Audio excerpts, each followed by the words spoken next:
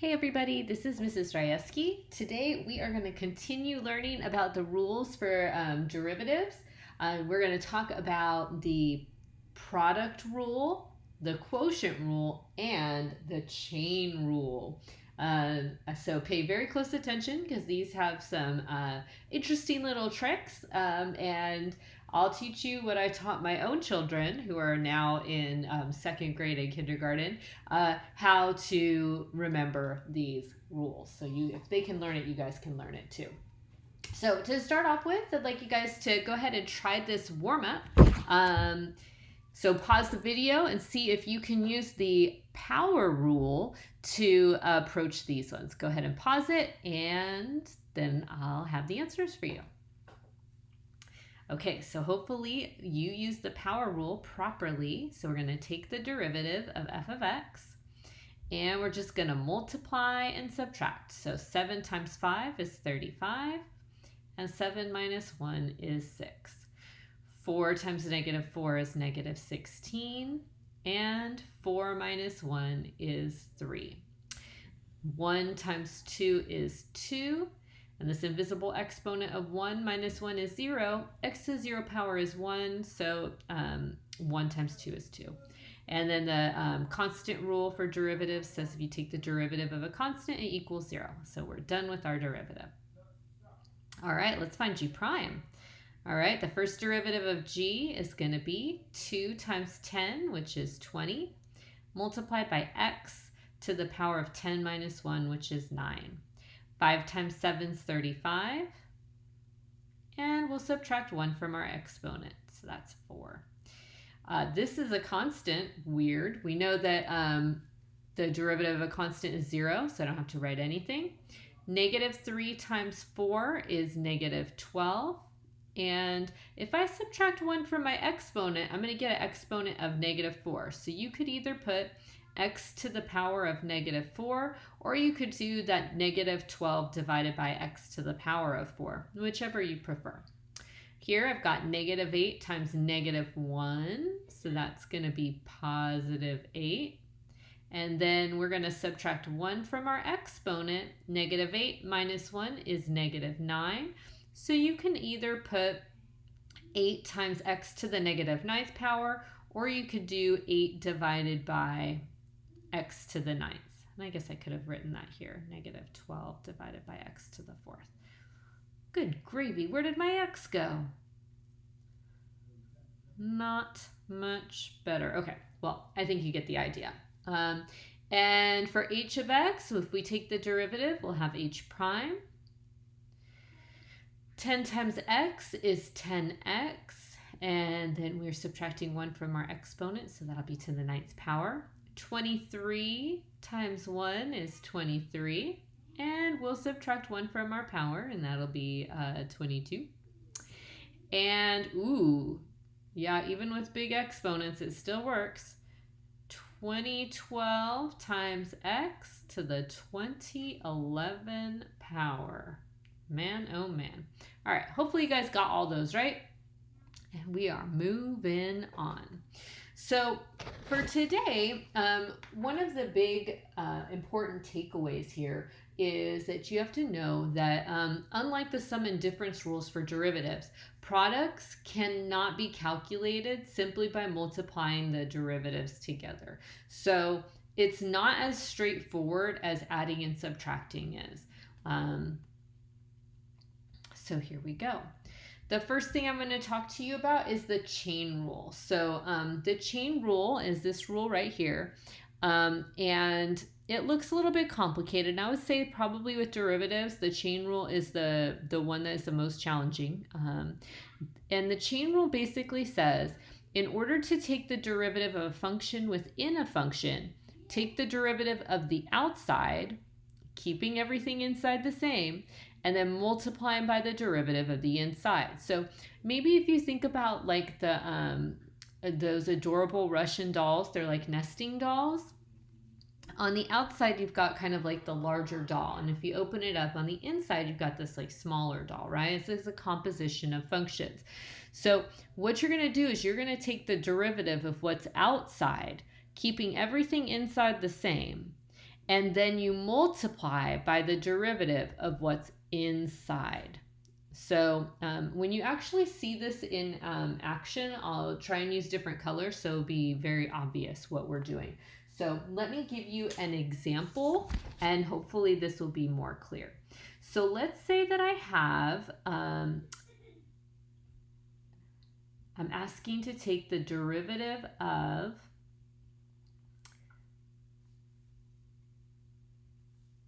I'll use a better color, 5x minus 2, and the whole thing is being raised to the power of 3.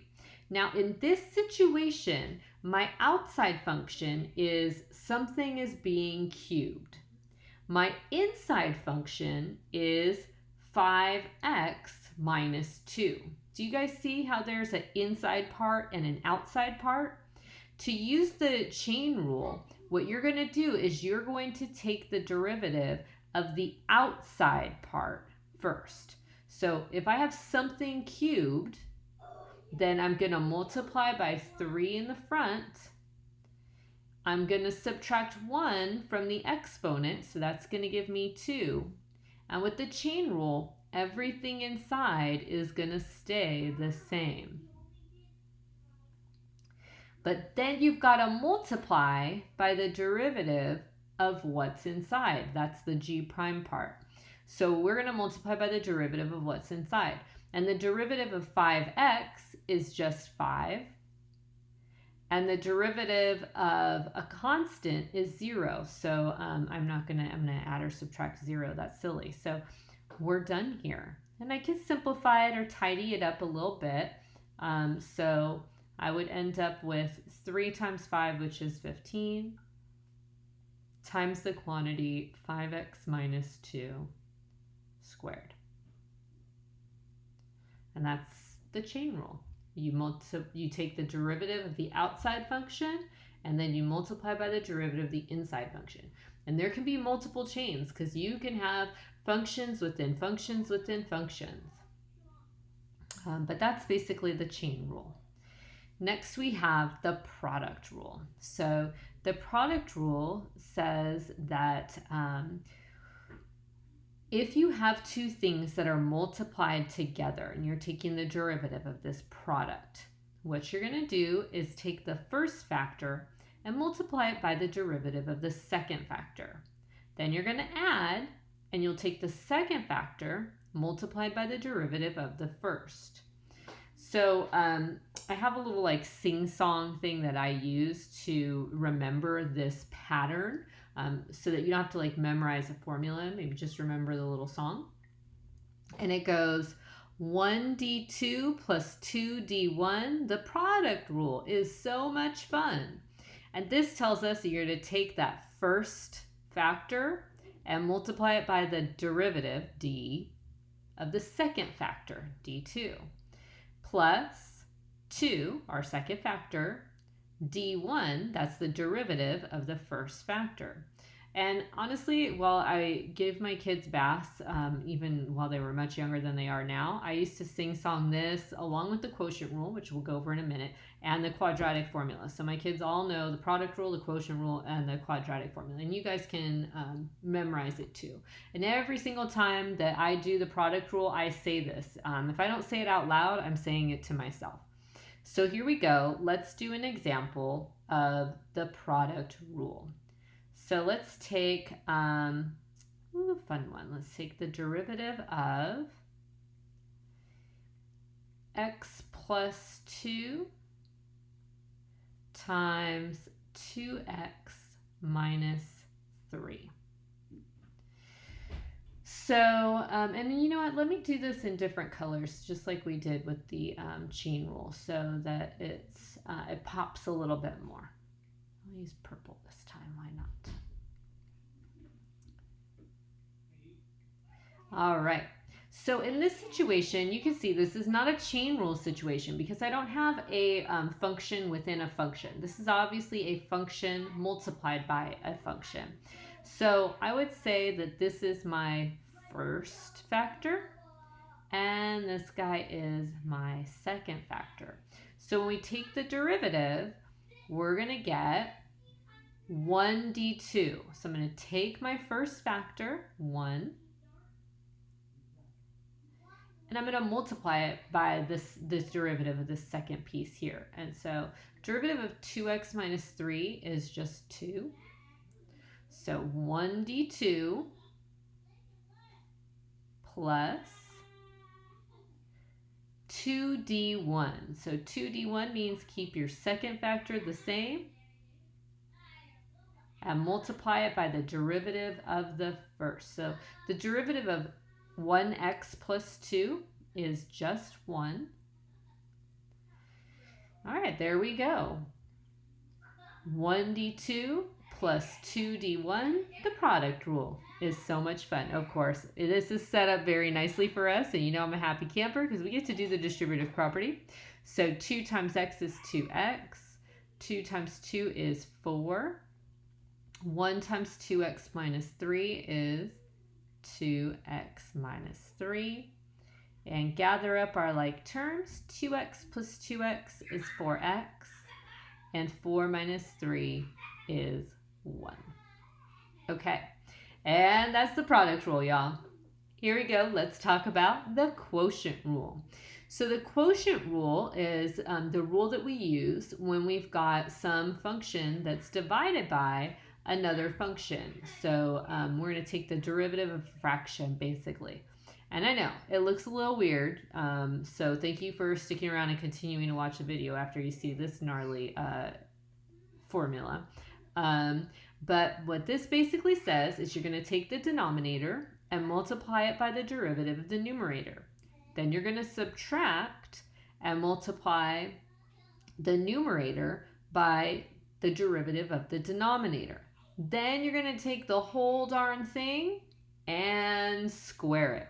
Interestingly, your textbook actually has a proof of this, and I definitely recommend that you take the time to go ahead and go through it. If you want me to make a video about proving the product rule or the quotient rule, just let me know. I'll be happy to do it. So how in the world do I remember this? And like I said, I taught this to my kindergartner and my second grader. So how do we do it? We use this little mnemonic device down here in purple. So we say low d high minus high d low all over the square of what's below. Okay. Low obviously means your derivative. I'm sorry, your denominator. And high means your numerator. D tells you what you're going to take the derivative of. So you take the derivative of what comes next. So low d high minus high d low all over the square of what's below. So let us try a example of the quotient rule. So let's take, well, let's use the ones that we had from up before. So we've got x plus 2 divided by 2x minus 3. So I'm going to take the derivative of this whole thing. Here we go.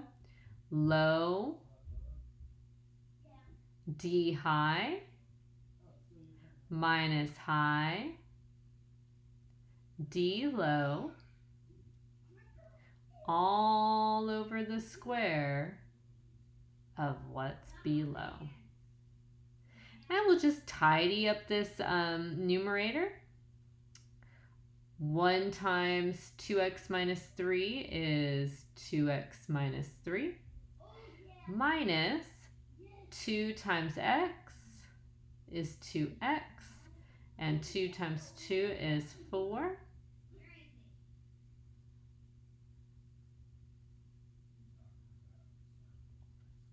And we've got one last step, I think, to simplify.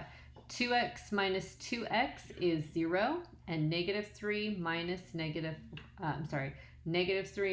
positive 4 is negative 7. So I've got negative 7 divided by 2x minus 3 squared. And that is the quotient rule. Not too bad, hopefully not so much. So let's go ahead and do a few more examples. And away we go. The chain rule is what we're going to start with here. Do you guys remember Mr. T? When I thought of the chain rule, I thought of all the chains that he would wear around his neck. Anyways. Okay, here we go. I pity the fool. All right. So we're going to find the derivative of this function, y equals 3x squared plus 15x, all raised to the power of 4. And away we go. So do you see there's the inside function and the outside function? Our outside function is what we're going to take the derivative of first.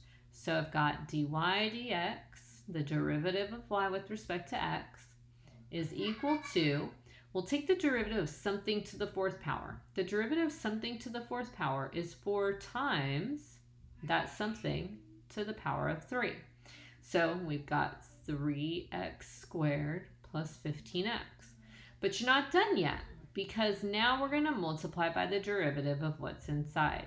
So the derivative of what's inside is going to be 2 times 3, which is 6, times x to the power of 1, or you could just leave it off of there, plus 15x has got a derivative of 15. And I think the only thing that you would really do here, possibly to simplify it, would be maybe to distribute 4 to everything inside here. So we've got 3x squared plus 15x times, let's see, 4 times 6x is 24x, and 15 times 4 is 60. And we're done. Now, how did I know I was going to stop here?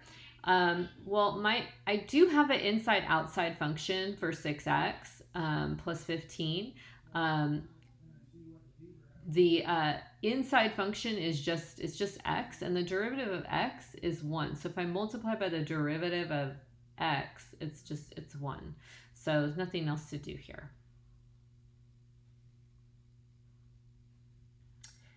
Alrighty, let us continue.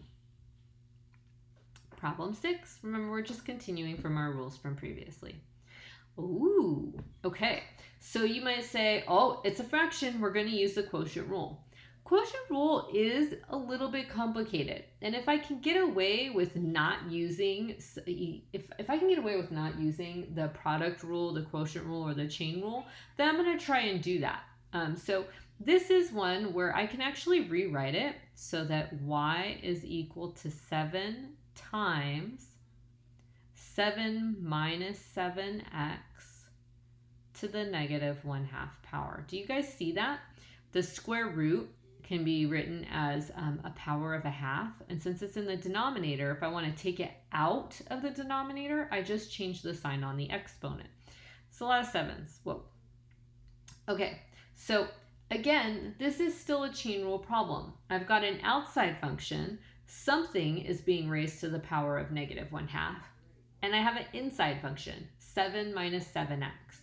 So when I take the derivative of y with respect to x, I've got my constant on the outside times, I'm going to multiply it by negative 1/2.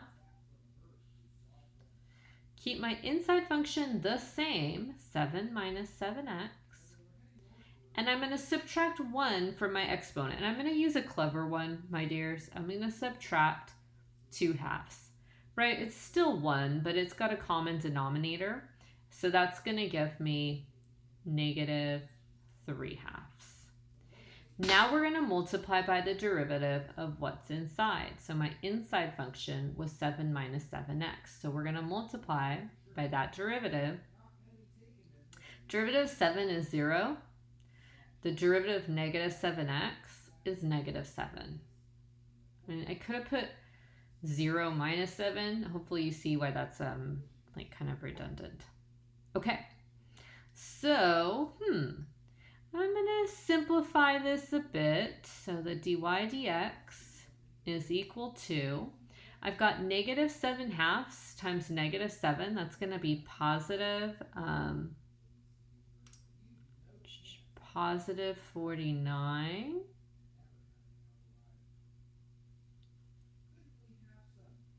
over 2 times the quantity 7 minus 7x to the power of negative 3 halves.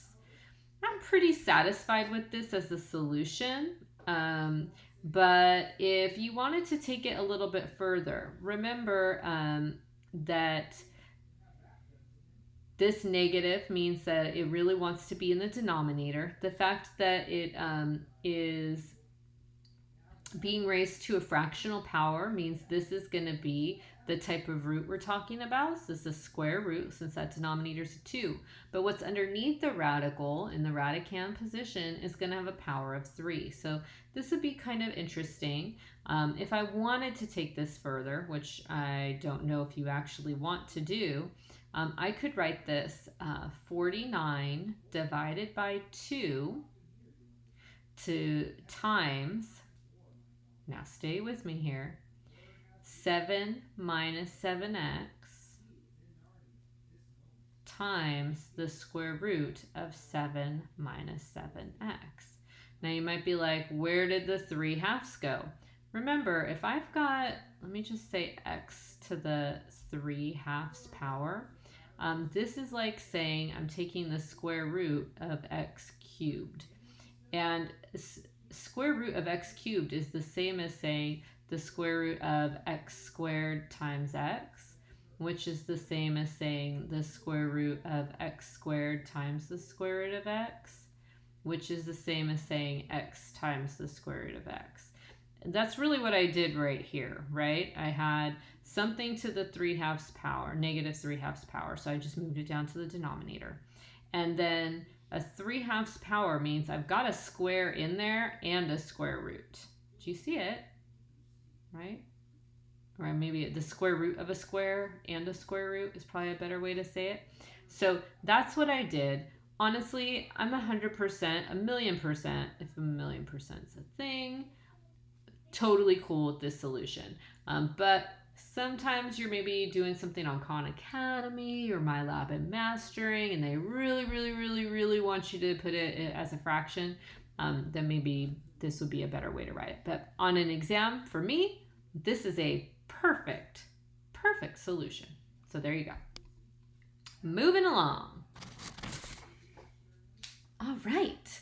Problem number 7. So this is a really interesting problem because there's a lot going on. We're asked to find the equation of the tangent to y equals the quantity 2x plus 1 times the quantity 3x minus 5 at x is equal to 1. So you do have to start off by finding the derivative. There's nothing else that you can do. Remember, the derivative is like your slope generating equation. And so we're going to use that slope generating equation to generate a slope, a specific slope, a slope where on the original function, where x is equal to 1, the slope that's happening right at that point. But they don't just want to know what is your slope at this point. They want to know, hey, if you drew a linear function right at that point, what would it be with that same slope? That's called the equation of the tangent. So there's a lot going on with this problem, and it's a product. So we're going to need to use the product rule. The product rule is not too terrible. So the first thing we're going to do is we're going to calculate y prime. So let's start with that. So y prime, to find the derivative of this function, I'm going to use the product rule. 1d2 plus 2d1, the product rule. It's so much fun. So this is like our u, this is like our v. We're going to keep the first one the same. So 1 d2. So the derivative of this second factor. So the derivative of 3x minus 5 is 3. 1d2 plus 2d1. So I'm going to take my second factor, 3x minus 5, and I'm going to multiply it by the derivative of the first. So the derivative of 2x plus 1 is just 2. Okay, cool. 1d2 plus 2d1, the product rule is so much fun. Let's simplify this up a bit. the distributive property, yay, 2x times 3 is 6x, and 1 times 3 is 3. 2 times 3x is 6x, and negative 5 times 2 is negative 10. Collect your like terms. 6x plus 6x is 12x, and 3 minus 10 is negative 7. So this is our derivative. This is our slope generating equation. This is not the equation of the tangent line.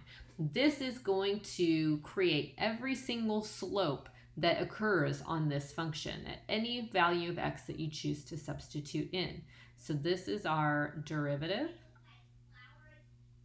It is not the equation of the tangent line. We're going to use this derivative equation to find the slope for this tangent line. So let's try that. So they don't want to know any random slope. They have a very specific slope in mind. They want to know the slope when x is equal to 1. So let's figure that one out. When x is equal to 1, our slope is 12 times 1 minus 7. So 12 minus 7 is 5. What this tells me is the slope, at x equals 1 is 5. It's like our rise over run. Nice positive slope, pretty steep actually. And that's what's up. Now, to find the equation of a tangent line, to write a line, you're either going to use slope-intercept form or you're going to use point-slope form. In calculus, we are going to use the point-slope form. And some of you probably know it. Some of you may not know it. So the point-slope form, it comes in very, very handy now. And I believe this is in your packet, your formula packet as well. It's y minus the y value from your point is equal to your slope times x minus the x value from your point. Now, you might be saying, point? What are you talking about, Mrs. Drieski? What point? Well, we have an x value for our point. We just don't have the y value for our point. So we've done this. We found our slope. We found the y prime. We also found the slope at that x value. What we haven't done is we haven't figured out what our point is. We've only got half of it, right? We've got x, comma, we don't have the y. So let's figure it out. If we know that x is really 1, we can substitute it into our y equals equation.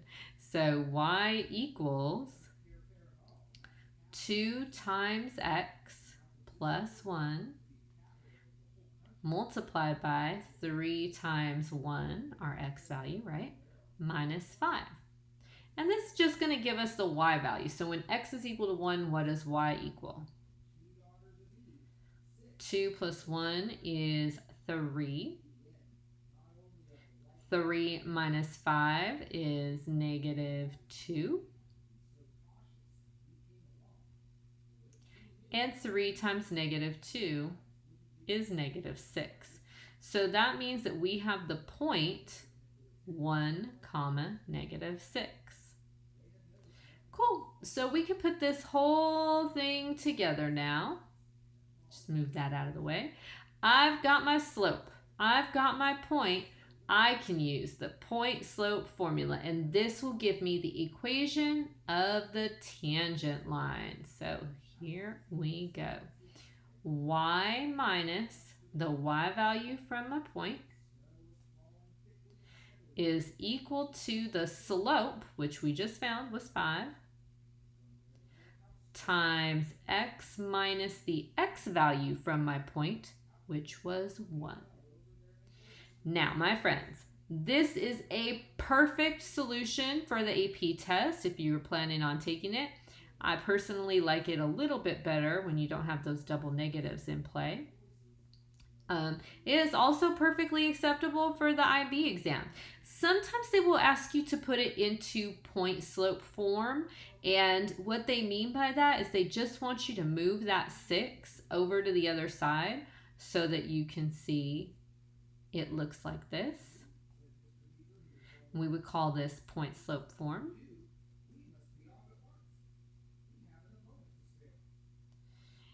And some of us really like to have it into slope-intercept form, and that's when we would distribute and collect terms. So I would get y equals, let's see if we distribute, 5 times x is 5x, and 5 times -1 is -5, minus 6 is -11. So this would be considered the slope-intercept form.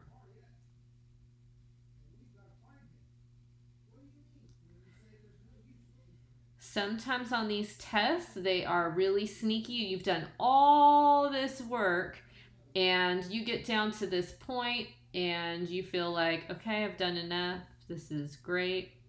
And you haven't read the fine print where they ask you to put it in a specific form. So if it asks you for point slope form for your final answer, put it like this. If it asks you for slope intercept form, put it like this. And if it doesn't stipulate, good gravy, stop right here and do the least amount of work as you have to. And I'm 100% A-okay with that. Hopefully that made sense. This is like a classic style question. If I had to say, what kind of question would I expect Mrs. Rajewski to put on an exam? I think I would be a terrible calculus teacher if I didn't include at least one question that would ask you to do this thing. Okay, so it's a classic style question that I would expect and anticipate you to see again in your future. All right, here we go. Problem number 8. We're almost done here. Okay, so in this one, we've got, a little combo chain alert. So look, this is a product because I've got x squared times this x squared minus 2x plus 5 to the 4th power. Okay, but this guy is a chain because look, it's an inside function and an outside function. On the outside, I've got something to the 4th power. And on the inside, I've got x squared minus 2x plus 5. So definitely a little combo here.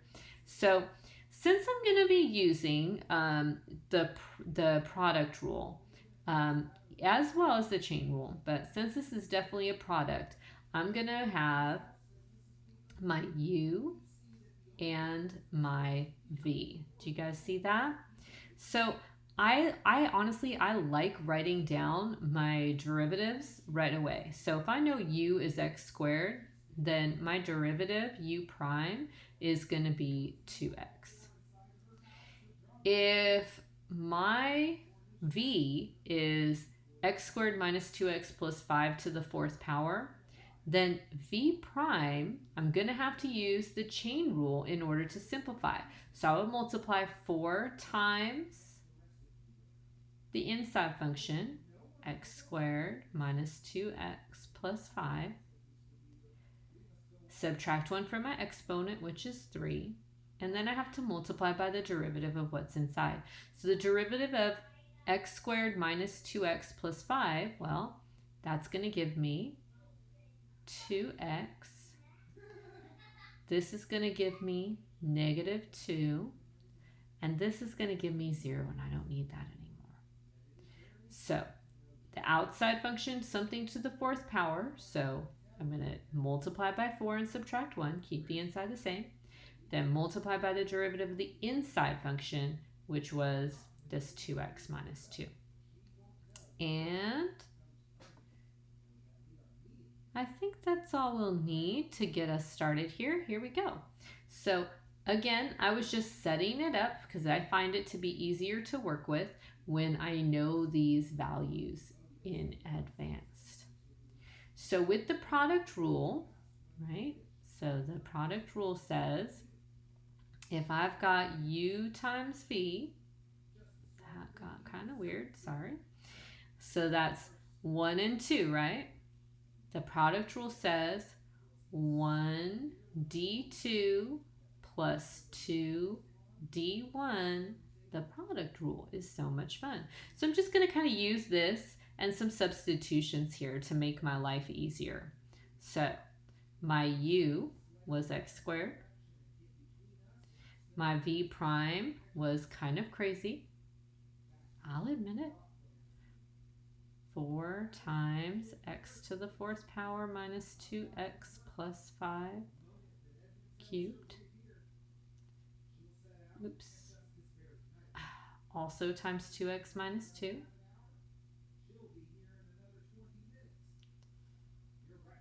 Plus v, which was, ooh, I'm going to run out of room. Let's see if I can move this. Oh, yeah. Just so we've got a little bit more space. V, which was x squared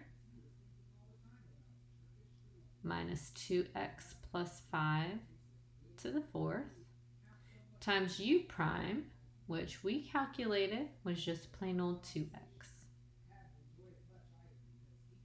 Whoa.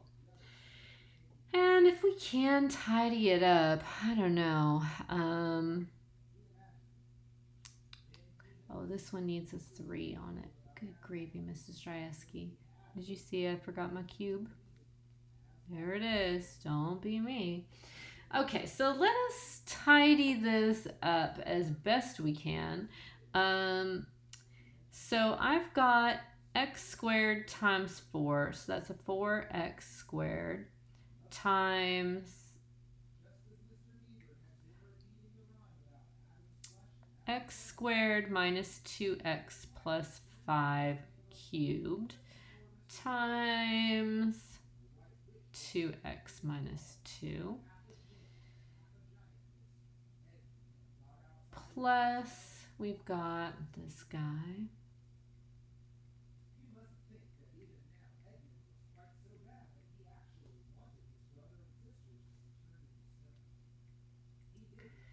Yeah, you're probably wondering why she make these guys purple. Because I just wanted you to see that they had those in common. So there's 2 like giant pieces of this, right? So in this first piece, there's the x squared minus 2x plus 5 to the 3rd power. And in this giant piece, there's the x squared minus 2x plus 5 to the 4th power. So if I wanted to factor, they do have that in common. I mean, they also have a 2x in common, but we could factor this out. They have at least 3 in common. And then I could put everything else inside my second set of factoring parentheses. So I would have 4x squared times 2x minus 2 plus, well, I have that 2x. And then there'd be 1 left over, x squared minus 2x plus 5. Just one of those leftover factors. Now we can simplify this a little bit more too, I suppose. I would say that one of the most common things that students will make mistakes on are algebra skills, actually, when they're doing derivatives. 4 times 2 is 8. You saw how easy it was for me to just leave off a exponent somehow. Silly me. 4x squared times negative 2 is a negative 8. X squared. 2x times x squared is 2x cubed. 2x times negative 2x is a negative 4x squared. And 2x times positive 5 is 10x. Holy guacamole! All right, this is going to be my last simplification, and then we are going to be done here. So I got these x cubes. 8x cubed plus 2x cubed, so that's going to give me 10x cubed. Negative 8x squared and negative 4x squared gives me negative 12x squared. And plus 10x.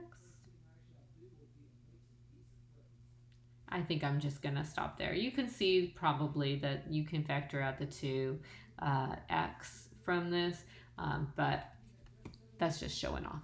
So let's move on to the next problem. Here we go. Ooh. All right, I like this. I like this. this is definitely, just like the last one, a product rule problem because I've got the square root of x times something else. And it's also a chain rule problem because the something else is an inside-outside function, right? On the outside, I've got something cubed. On the inside, I've got 2x plus 1. So let's call this u will be the square root of x, and v will be 2x plus 1 cubed. Let's make that, I don't know, I'm going to use hot pink again. I like it. Again, when I'm using the product rule, I do think it is helpful to go ahead and separate out what the derivatives are. So we've got u is the square root of x, then we know u prime is equal to 1 divided by 2 square roots of x. Remember I told you that's one that's kind of helpful to have memorized. And you can spend some time and do the power, the power rule on that one if you like, but I don't want to waste the time here. Go back and watch the old video, the last one, if you have more questions about that one. Now v prime here, remember this is something cubed, so the derivative of something cubed is going to be 3 times what's inside to the power of 1 less. And then we multiply by the derivative of what's inside, so the derivative of 2x plus 1 is 2. And I can simplify that. 3 times 2 is 6. So we get 6 times the quantity 2x plus 1 squared. Okay, that's just the derivative of v. So now we're going to put it all together and use the product rule. The product rule says the derivative of u times v is, or 1, the first factor times the second factor, is going to be 1 d2 plus 2 d1. The product rule is so much fun. So let's substitute. Here we go. I'm going to have 1 d2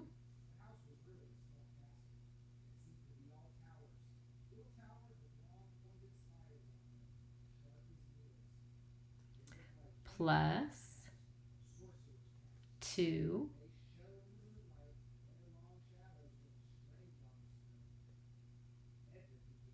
d1.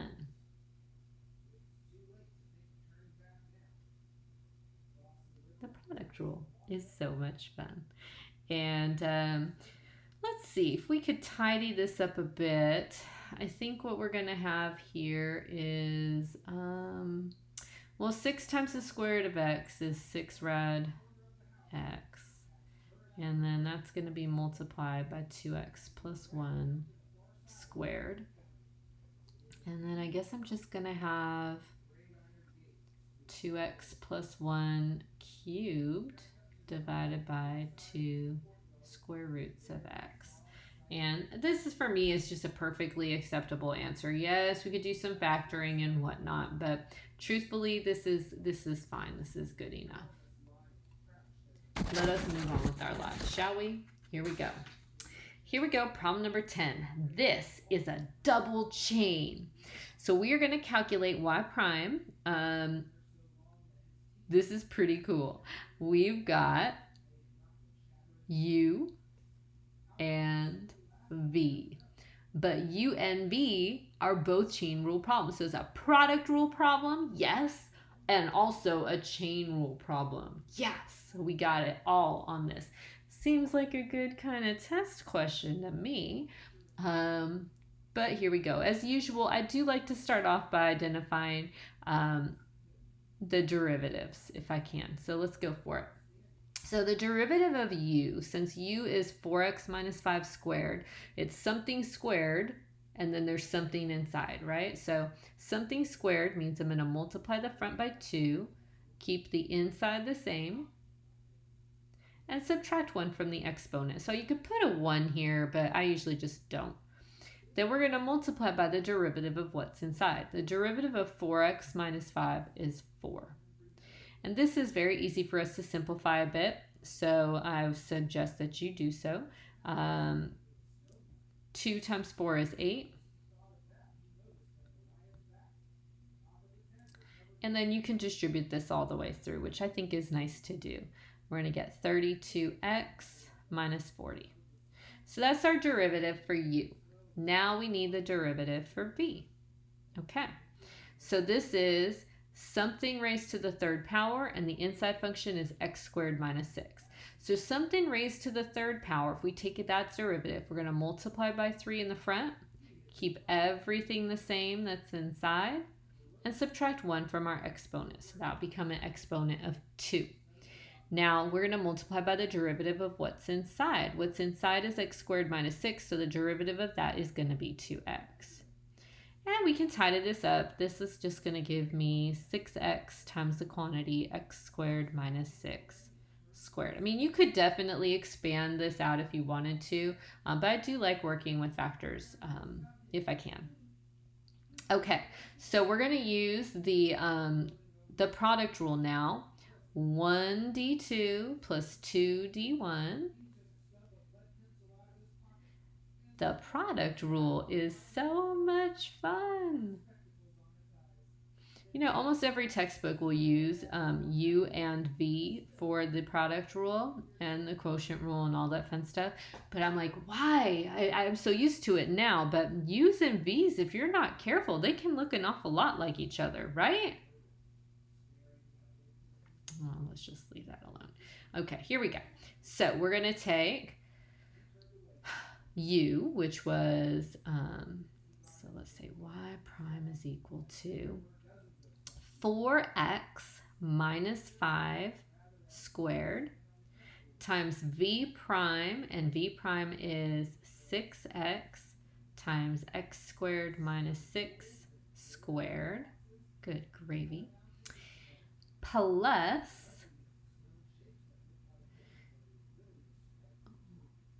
this should be a prime here. See, I was so busy trying to change my colors that I didn't even catch it. Okay, v, which is our second part, x squared minus 6 to the third power, times u prime, which is 32x minus 40. Ooh. I'm going to save you some time right here. You are more than welcome to leave your answer like this. It's a perfectly happy Mrs. Rajewski solution. Okay, the double chain was hard enough. I don't want to waste your time teaching you how to do algebra again. By the time you're doing calculus, you should know how to do the algebra. So now let's try one of the fun ones, a quotient rule. Okay, so with the quotient rule, just as a reminder, if you've got, oh, here it's already written down here, so smart of me. If you've got the derivative of a fraction, so you've got function fractions, right? Rational function. You're going to take the derivative of the bottom, so your denominator, you're going to take your denominator, multiply it by the derivative of your numerator. Then you're going to subtract, and you're going to multiply your numerator times the derivative of your denominator. And then you're going to divide the whole result by the denominator squared. I know, it's crazy. I'm sorry. I wish that it wasn't crazy so that I could just show you like, hey, something simple, but there's not. Sorry.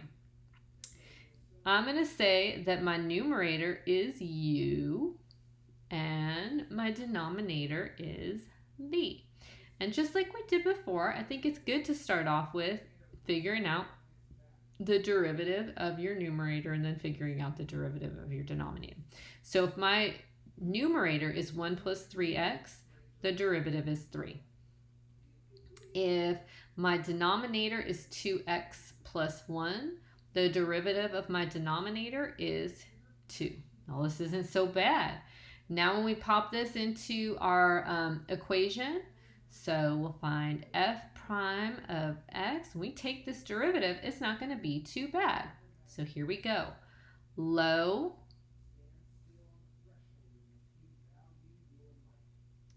d high minus high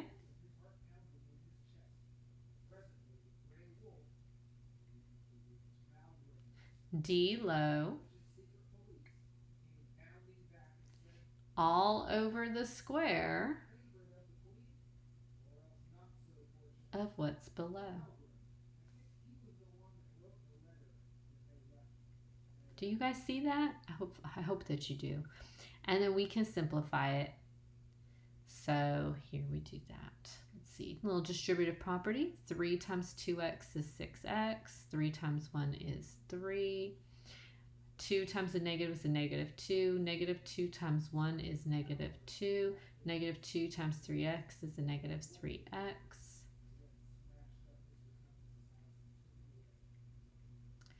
And last little bit. 6x minus 3x is 3x. 3. Oh, that should be a 6x. Good gracious, Mrs. Ryeski. Oh. Oh. Silly me. See, when I did my distributive property, I told you the number one thing that can happen is you'll mess up your algebra. And how could I mess up the distributive property? Those of you that know me know I love the distributive property. Boo. Okay, so then we've got this guy right here. Fantastic. Oh my goodness. Alrighty, we only have one last one. Let's make it count. Here we go. Example number 12, another quotient rule. So this one is interesting. If my u, my numerator, is square root of 2, and my v, my denominator, is 1 minus 2x all raised to the third power, then we do have a chain situation here. But it's also interesting because my numerator is just a constant. So u prime is going to be 0. The derivative of the square root of 2 is 0. It's just a constant. There's no x value there, so I can't really take the derivative. Well, I can. It's just 0. It's not going to give me an x result. So now let's take the derivative for the denominator. So this is something cubed, and then it has an inside function of 1 minus 2x. So something cubed is going to be 3 times that something to the power of 2. And then don't forget, you got to multiply by the derivative of what's inside. Derivative of 1 is 0. And so I'll go ahead and write that. I don't usually, but let's go ahead. And then the derivative of negative 2x is negative 2. So 0 minus 2 is negative 2. Negative 2 times 3 is negative 6. And that is the derivative of our denominator. So we can put it all together with the quotient rule. So here we go. We'll call it f prime of x. Low d high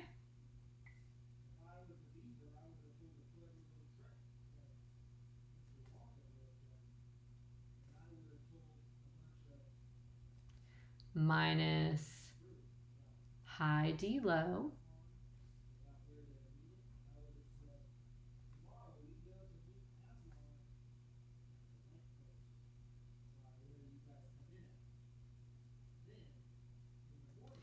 all over the square of what's below.